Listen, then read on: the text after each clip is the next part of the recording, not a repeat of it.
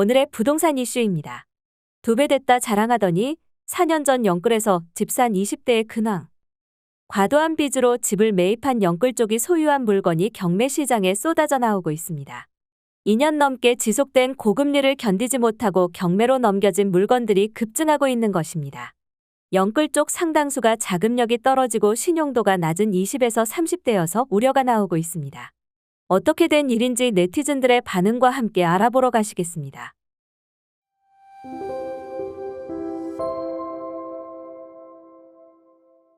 5일 법원 등기 정보광장에 따르면 지난 12월 전국에서 임의 경매 개시 결정 등기가 신청된 집합 건물은 3,887건으로 2014년 4월 4,609건 이후 9년 8개월 만에 월간 기준 최다를 기록했습니다. 임의 경매는 채권자가 법적 절차 없이 바로 집을 경매에 넘기는 절차입니다.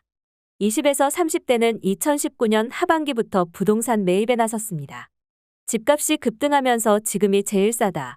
지금이 아니면 내 집 마련은 더 어려워질 것이라는 패닉바잉 심리가 퍼지면서 무리하게 빚을 낸 것입니다.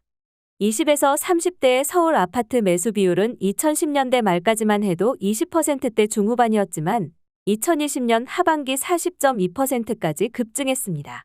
당시만 해도 주택담보대출 금리는 3%대로 낮았기 때문에 가능한 일이었지만 문제는 이후부터였습니다.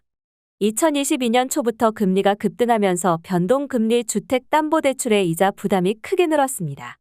20에서 30대가 한 달 이자만 100만 원이 넘는 대출 이자를 감당하는 경우는 유례없는 일이었습니다. 앞으로 경매 물건은 더 늘어날 가능성이 높습니다.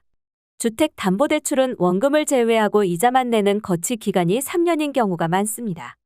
영끌 쪽이 본격 등장하기 시작한 시점이 2019년 하반기부터라서 거치 기간 만료가 계속 돌아오는 것입니다. 전문가들은 원리금 상환 부담을 못 버틴 영끌 쪽 매물이 늘어날 것으로 전망합니다. 2019년 상반기까지만 해도 서울의 아파트 매매 전세 가격은 떨어지고 있었습니다. 2017에서 2018년 집값 급등에 따른 피로감이 있는 상태에서 연초 송파구에서 9,510가구의 헬리오시티 입주가 시작된 영향이었습니다. 하지만 일시적 현상이었습니다.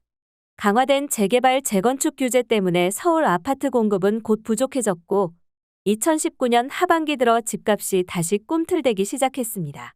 그해 연말 정부는 12-16 대책을 통해 9억 원 넘는 고가 아파트의 대출 한도를 줄였고 이듬해 6, 7월엔 고강도 규제를 총망라한 종합대책을 잇따라 내놨습니다.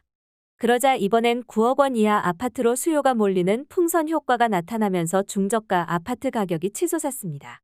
20에서 30대 사이 패닉바잉이 확산된 계기입니다. 이런 가운데 코로나 사태로 시중에 자금이 대거 풀렸고 그해 8월 임대차 3법 시행으로 전셋값까지 급등하면서 영끌 투자는 극단으로 치달았습니다.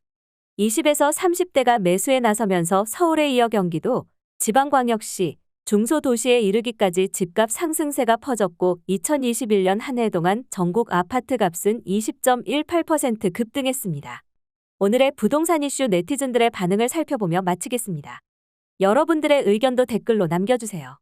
집값 상승의 최대 피해자는 2030이었는데 하락의 최대 피해자도 2030인 아이러니한 세대.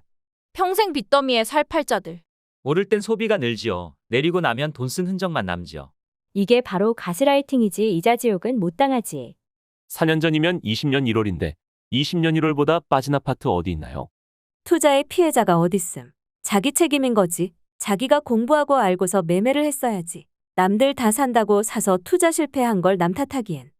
걔들은 그냥 도박을 한 거지. 도박의 끝은 정해져 있는 법.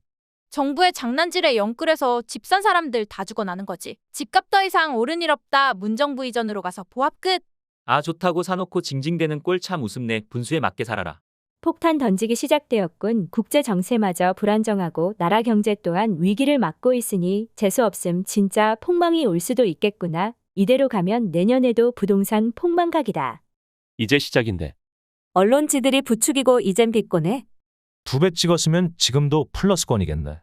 불쌍한 우리 세대. 진짜 집 못 사는 줄 알고 앞이 막막했음. 너나 할 거 없이 친구들이랑 부동산 얘기만 하고 30대 중반인 지금 그때만 생각하면 후. 부동산 폭등 무능한 대통령 때문에 서민들만 죽어남. 원금 플러스 이자 진짜 뒤진다. 월급쟁이 부자, 주원규, 대장TV, 부익남. 유튜브만 조금 관심 있게 봐도 영끌은 피해야 된다고 그만큼 말했는데 은퇴 후에도 집 한 채 달랑 남겨놓고 현금 없어서 고금리 이자 써가며 대출받는 어른들도 많고 언젠가는 오르겠지라는 막연한 기대감에 영끌의 집 사는 투기식 묻지마 부동산 투자는 아니지. 청년들은 40대 후 반에나 사면 될 것을 언론으로 인해 안 사면 안 되는 바보 같은 생각으로 망한 거지. 그냥 다시 바닥부터 시작해야지 뭐. 전세 사기 당하는 것보다 자가라도 있는 게 좋지. 그것만으로 이득이다.